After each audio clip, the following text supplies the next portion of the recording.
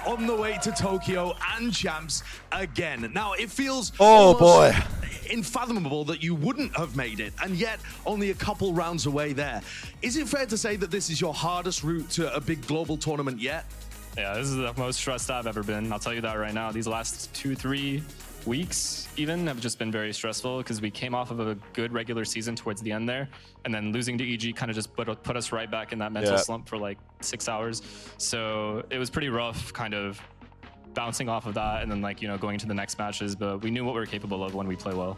So you start off on Pearl, it looks really good, you're up 7-5 at the half, and then it all went downhill from there in the first map. You couldn't find the read on the attack side particularly.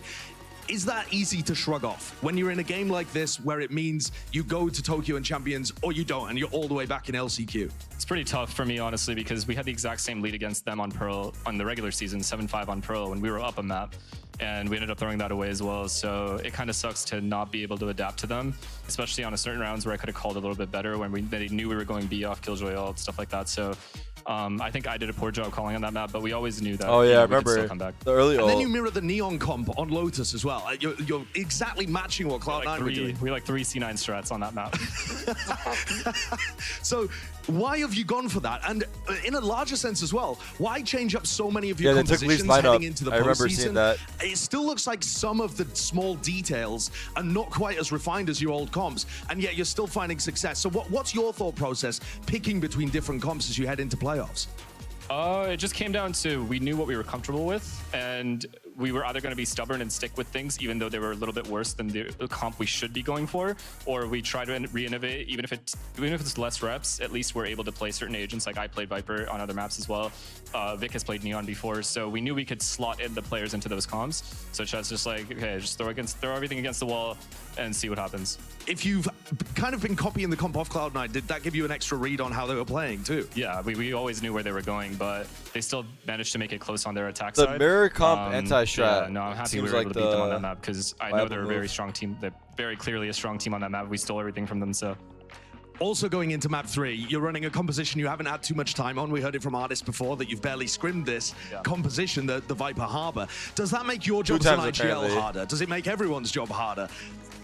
The first time, who did we Furia? Playing against Furia, I started 0-8. I had no clue how to fucking play this thing. Oh, sorry.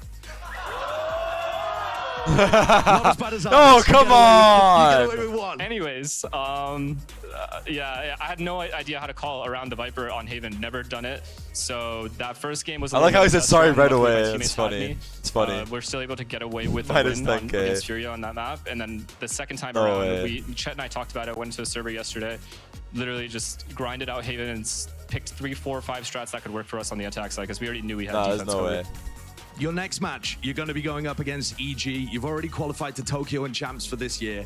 Then Loud stand in the Grand Finals too. Incredibly, you've never won a regional tournament within North America before. You've only done that when you've got to the global tournaments, which I'm sure doesn't sting too badly.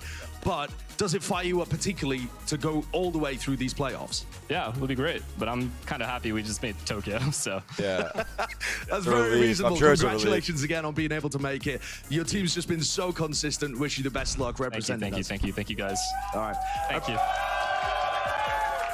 Appreciate that. Thanks for the interview, FNS, and we'll send it back down to the desk. Damn, bro. Thank you so much, Side. It was gonna be a heartbreak no matter what. For words. But fucking congrats.